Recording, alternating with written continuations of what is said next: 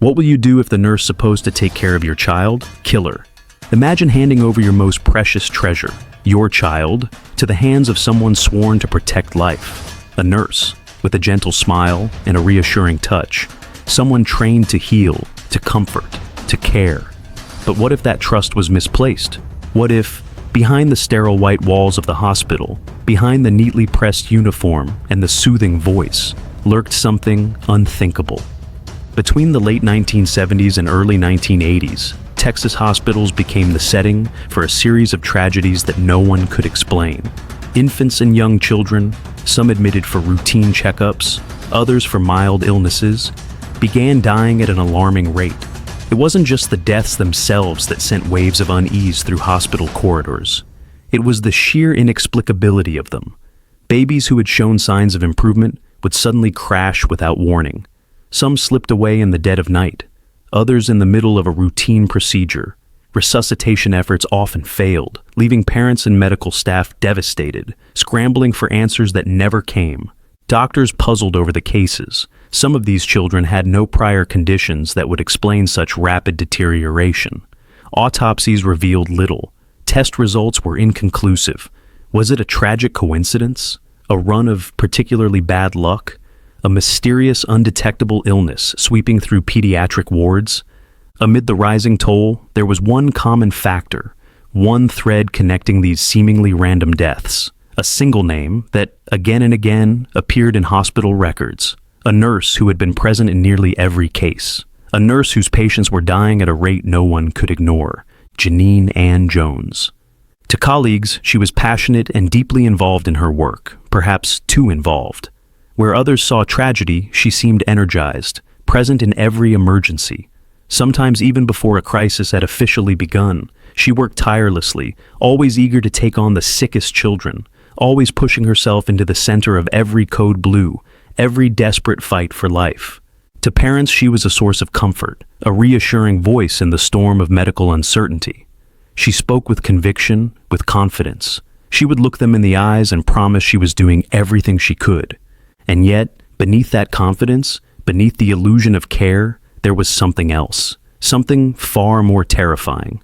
Genene Ann Jones wasn't just a nurse. She was the reason these children never made it home. They called her the Angel of Death. But how does a trusted nurse, a professional sworn to save lives, become one of America's most notorious serial killers? And more disturbingly, why did it take so long for anyone to stop her? Genene Ann Jones entered the world on July 13, 1950 in Texas, a state that would one day struggle to comprehend the darkness she would bring upon it. Adopted by a nightclub owner and his wife, her early years passed without much distinction. By all appearances, she was just another child growing up in mid-century America, shaped by the rhythms of family life, school, and the quiet ambitions that guide most young minds. But even the most ordinary beginnings can conceal the most extraordinary horrors. At first, Jones's ambitions had nothing to do with medicine. She trained as a beautician, a career far removed from the sterile halls of hospitals and the beeping monitors of intensive care units. Yet, somewhere along the way, something changed. The world of beauty gave way to the world of medicine, and in the late 1970s, she entered nursing, a profession built on trust, compassion, and the sacred duty of preserving life. For Jones, however, it would become something else entirely.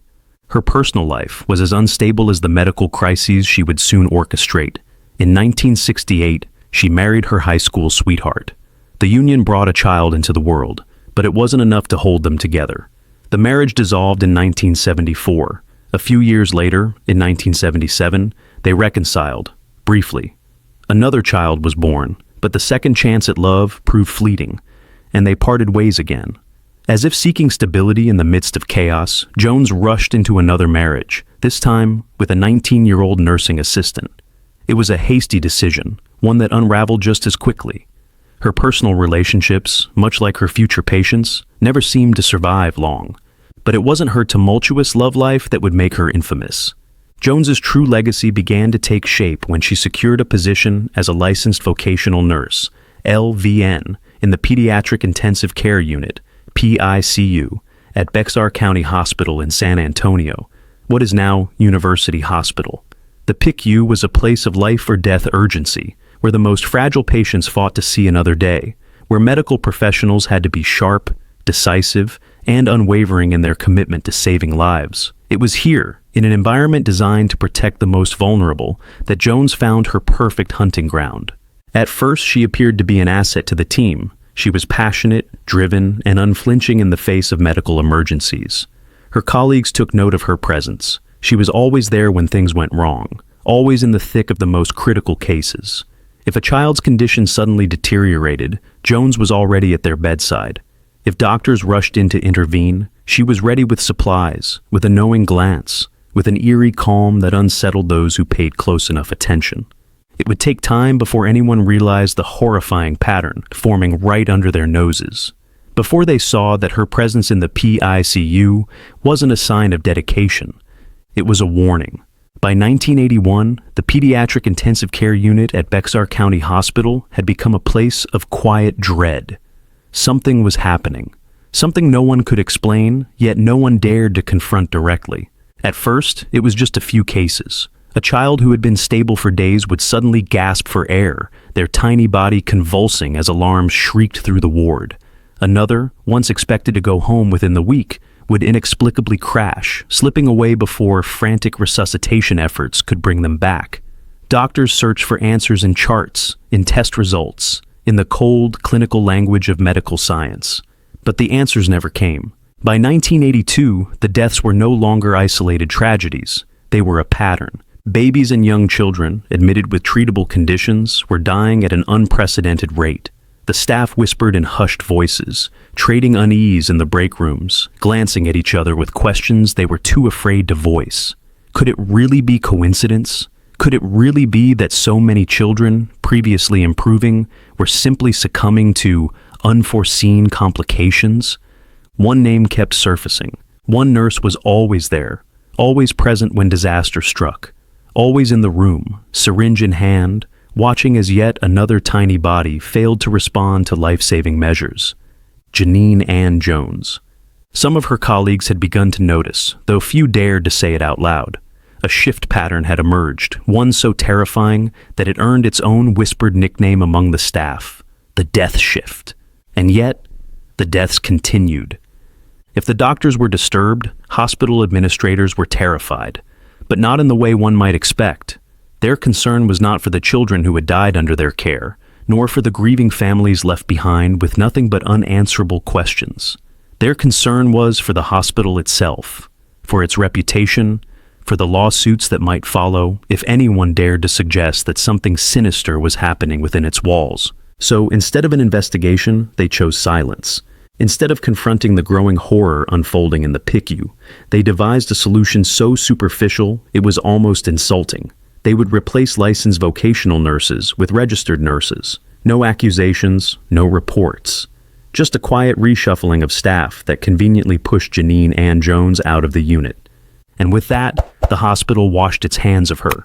What they didn't realize, what they should have realized, was that they weren't stopping her.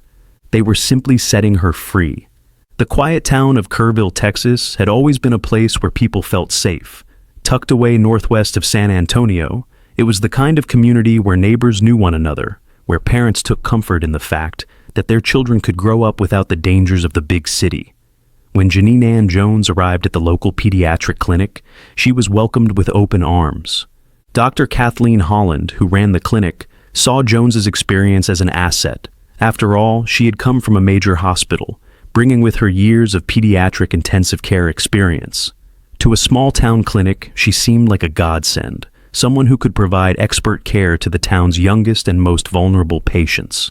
But Kerrville's tranquility would not last. It started slowly.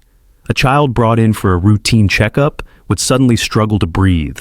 Another, being treated for a mild fever, would go limp in their mother's arms. Parents who had walked into the clinic expecting to leave with a simple prescription or reassurance found themselves watching in horror as their child slipped into a medical crisis with no clear explanation.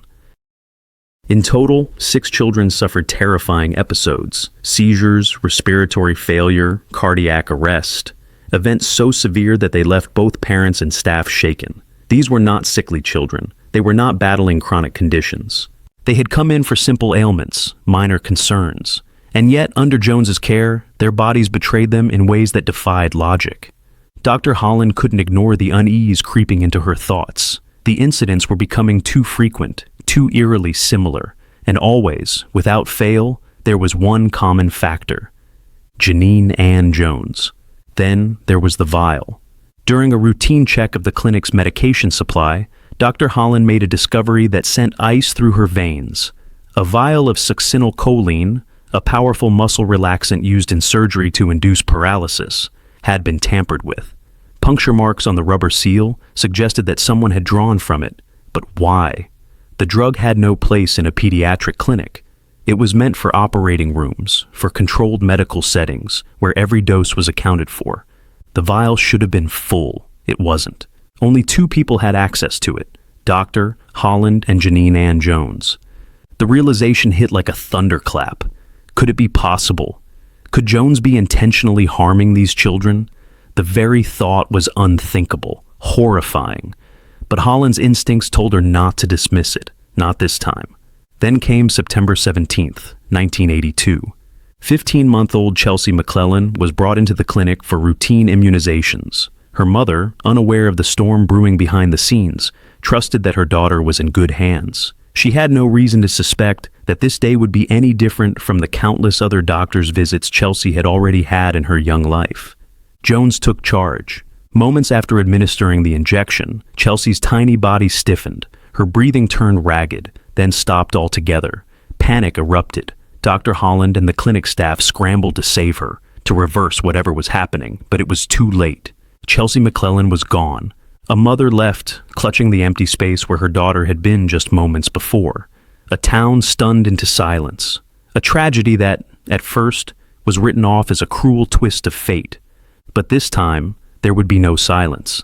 Chelsea's death was not an accident. It was not an unforeseen complication. And it would be the key to unraveling everything Genene Ann Jones had worked so hard to hide. Dr. Kathleen Holland could no longer ignore the truth. Chelsea McClellan's death was the final, undeniable confirmation of the terrible suspicion that had been building for weeks. Something had to be done. The clinic reported its concerns, and soon an investigation was underway. What started as quiet inquiries quickly escalated into a full-scale forensic examination. Authorities pored over medical records, analyzing every case where a child had mysteriously suffered a medical crisis. Patterns emerged, timelines aligned, and one name was written across them all: Genene Ann Jones. The real breakthrough came with the toxicology reports. When the bodies of several deceased children were exhumed, the findings were damning.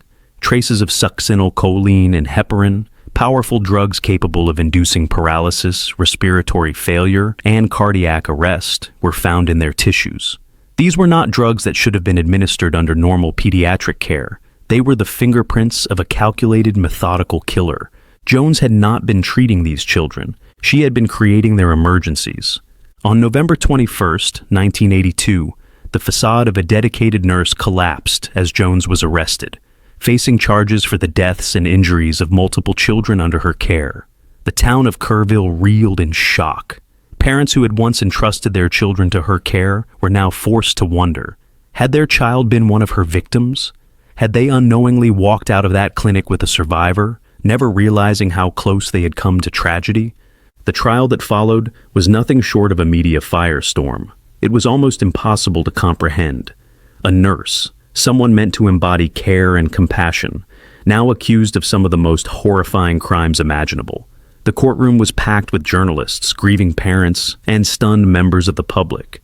Witnesses painted a chilling portrait of Jones. Her colleagues described her erratic behavior, her unnerving eagerness to be at the center of every medical crisis. Some recalled how she seemed to thrive in moments of chaos, stepping in as the hero, relishing the attention that followed. Prosecutors introduced a disturbing theory. Jones had intentionally induced medical emergencies in children to create opportunities to save them, reveling in the admiration that came with a miraculous recovery. It was a classic case of Munchausen syndrome by proxy, except instead of fabricating symptoms, she had been manufacturing life-threatening crises with lethal precision. Not all of her victims had survived. In 1984, the verdict came down.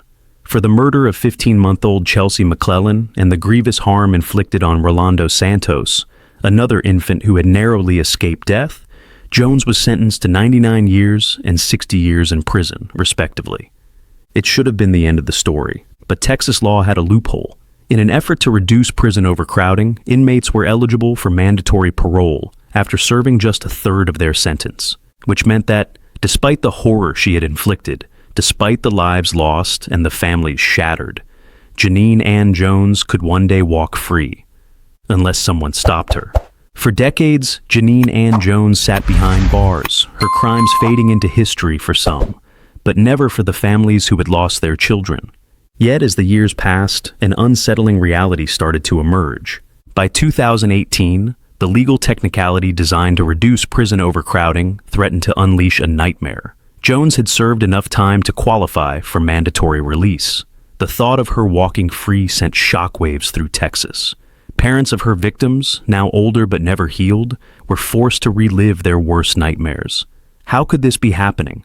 How could a woman responsible for so much death be given a second chance at life when so many children never got theirs? The public outcry was deafening. The fear was real. Law enforcement, prosecutors, and state officials scrambled. There was no room for error. If she walked out of prison, there was no telling what she might do next. Would she try to return to nursing? Would she simply disappear, vanishing into society with no one the wiser? That was a risk no one was willing to take. In a desperate 11th-hour move, Bexar County prosecutors scoured old case files, searching for anything that could keep her locked away. And then, they found him. Joshua Sawyer, an 11-month-old boy. Another infant who had died under Jones's watch at Bexar County Hospital. New forensic evidence, along with fresh testimony, gave them what they needed. On the brink of her release, Jones was indicted for Joshua's murder. She was dragged from the brink of freedom and thrust back into the courtroom, this time with no escape.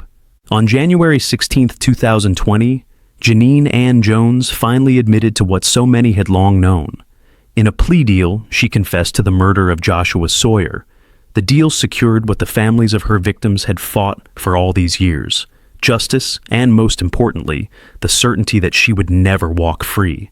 Jones was sentenced to life in prison. She would be eligible for parole in 20 years, but at her age, it was, for all intents and purposes, a permanent sentence. The families of her victims would never get their children back. No amount of convictions could undo the lives stolen by her hands. But at last, they could be certain of one thing: Genene Ann Jones would never harm another child again. The story of Genene Ann Jones is more than just a harrowing tale of a killer in scrubs.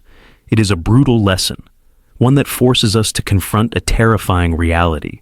Sometimes, the greatest dangers do not come from the shadows, but from the very people we are taught to trust. A nurse, a caregiver, a protector. Jones was supposed to embody all these things. Instead, she turned the very essence of her profession into a weapon, preying on the weakest, the most defenseless. And for far too long, she was allowed to continue. Not because no one noticed, but because those who did were too afraid to act. Hospitals, the very institutions meant to heal and safeguard lives, became silent accomplices in her crimes. Time and time again, the warning signs were there: suspicious deaths, inexplicable patterns, whispers in break rooms that never made it past closed doors. Yet, rather than confront the truth, those in power chose the path of least resistance. They shifted her, ignored her, let her slip away without consequences, prioritizing reputation over responsibility. And in doing so, they condemned more children to their deaths. How many more lives could she have taken if not for Dr. Kathleen Holland? One person, one act of courage. That was all it took to finally stop her. But it should not have taken that long. It should not have required the death of Chelsea McClellan, the suffering of so many innocent children, or the desperate pleas of grieving parents. Jones was eventually caught, but the questions her case raises still linger. How many other warning signs have been ignored in the name of institutional self-preservation? How many other killers have been quietly dismissed, allowed to disappear into new jobs, new roles, new opportunities to harm? And perhaps the most intriguing question of all, how many monsters still walk among us today? That will be story for another day. The end. If you found this story as shocking as we did, help us uncover more untold crime stories by subscribing to our channel. Like this video, share your thoughts in the comments, and hit the notification bell so you never miss an update on the dark truths lurking beneath the surface of everyday life. Your support helps us bring more chilling and true untold stories to light.